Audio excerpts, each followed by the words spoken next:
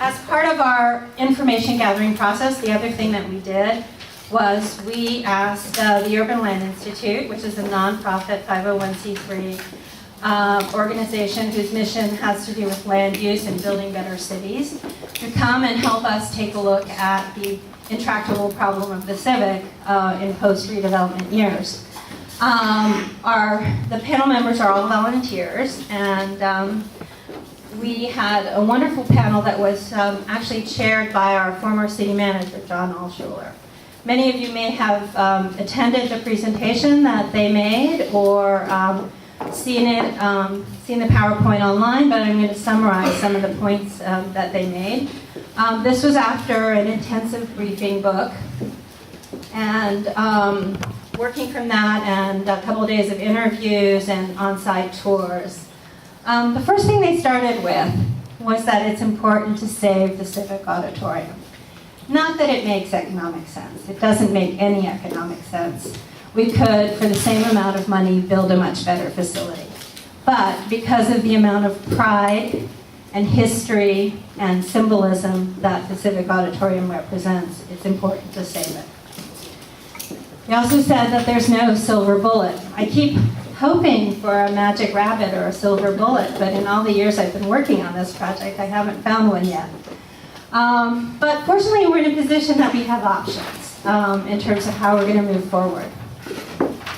They confirmed the findings that I just reiterated for you in terms of financing and operating. That kind of does represent the spectrum of what's out there. They felt that it's time for the city to go back and update the Civic Center specific plan, specifically in regards to the Civic Auditorium Special District. They also said that unfortunately, the $52 million estimate for renovations is probably a little on the low side for the kind of flexible, state-of-the-art facility that we would all want to see. And they offered a vision for what could happen there, a solution that they saw for our problem. Doesn't mean that it is the solution, but it's a solution. They basically offered a vision, a dream for where we could be, which was the idea of a cultural campus with the Civic Auditorium as the hub of that. A mixed-use district, so it would have some revenue-generating uses as well as cultural uses. And they thought that the implementation of this would take a great deal of determination, vision, dedication, and a clear vision, a clear plan that articulates how we're going to make this happen economically. Ultimately, in the long run, they thought that once that vision had been articulated and the plan set in place, that what was going to be necessary was that we were going to need to put together some type of nonprofit organization or public authority that would manage this mixed-use district. But first, we, together as a community and as a city, needed to decide where we were going. So that brings us to today. We're looking for your help to do just exactly that. I just are really looking to gather your feedback on the findings I just articulated. So what we are proposing that we do is, obviously I'll spend a little bit of time answering questions, and then we would like to move into breakout groups. We've given you a list of possible breakout groups, and we're also willing to create a couple others if there's interest. We will do a report from the breakout groups, and then we're going to spend the final half an hour or so of our time on an open forum. Okay, so questions? Yes? Really quick one, information only. Voter approved GO bond, is that 50% or 2/3? Oh, I need my finance person. Jason? So the question is the amount of voter approval of the general obligation bond? Yeah. Rod seems to know. Our city manager is volunteering to save me. It's 2/3. 2/3. What would be the guidance percentage-wise? So I think the number was for $100,000 assessed value, it'd be $16 or $12. I think it was about 12, right. $12. I mean, it So would depend on when this $500,000 happened. house would have a $60 property tax increase annually. What is that looking for percentage? Jessica, we can't quite. We can't hear you. Okay, the gentleman is asking the percentage increase in taxes that it would be, and Jason is saying that it would be approximately $12 per $100,000 in assessed value, depending on exactly when it went into place. Ruth Ann? I was curious about the program that's involved in coming from $50 million or whatever the estimate is going to be. Because now we have a multi-purpose facility that's used for performances, it's used for conferences and expositions and things of that sort. So is it still multi-use envisioned or? So the question was, what were you proposing to do with that $52 million? Was it still going to be a multi-purpose space that is both a performing arts space and a consumer show space, event space? And the answer is yes, that's what was envisioned, with a better sound system. Yes. My question is, if it's earthquake safe to have all these other activities, why is it not earthquake safe to continue having concerts? It's not a matter of concerts, ma'am, it's a matter of any activities. We don't believe that we can have any public assembly uses in the main hall. So nothing that would be a large gathering, whether that's a consumer show or a concert, whatever it is. But these other activities are okay, the ones you described. Those are non-public assembly uses, so there'd only be like a small crew there. Yes, Jerry?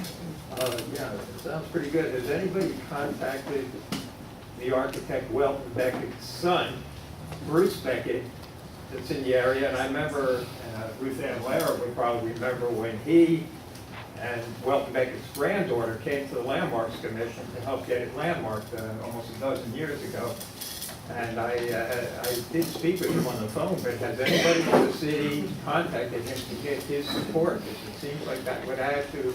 We're being asked about support and whether we've approached the Welton Beckett family. And yes, our design team had approached him and was working very closely with them. And so, yes, that's all done. Yes, sir, in the back?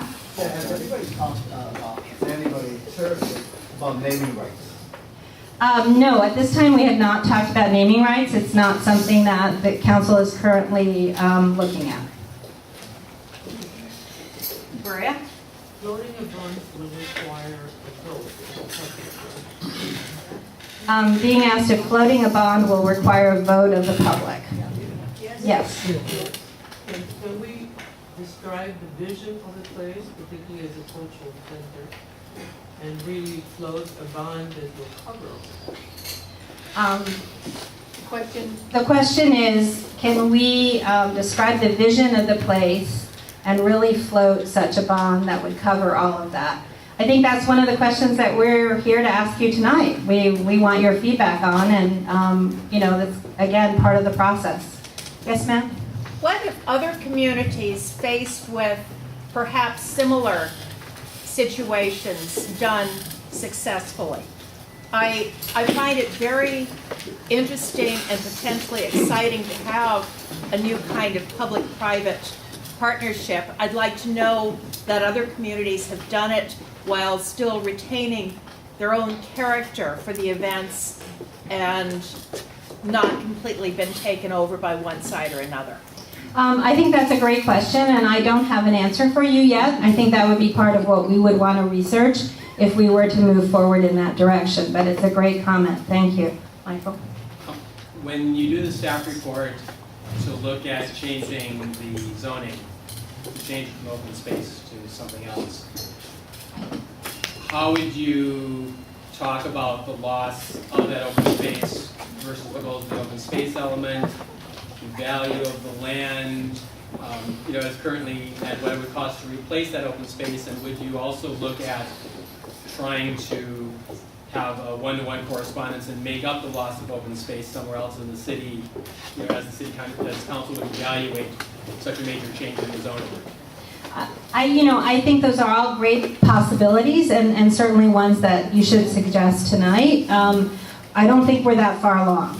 We're really not at the point where we're suggesting making any changes to the CCSP. I really want to keep reminding people that it may seem that we're far along in the process, but we're not. Because the conclusion that we had originally come to, which was to renovate and proceed with a private entertainment company, is no longer viable. So, we are kind of starting over. We're not starting over in the sense that we've done a tremendous amount of research, we have a tremendous amount of information, and we've got a great deal of enthusiasm and commitment on the part of the community. But that said, we are not as far along as some of your questions, which are very intelligent, indicate. You know what? I want to break now and go to our breakout groups. We'll have more time for questions and comments at the end, and also more time for questions and comments throughout. So thank you. Please work around the room and pick your group. And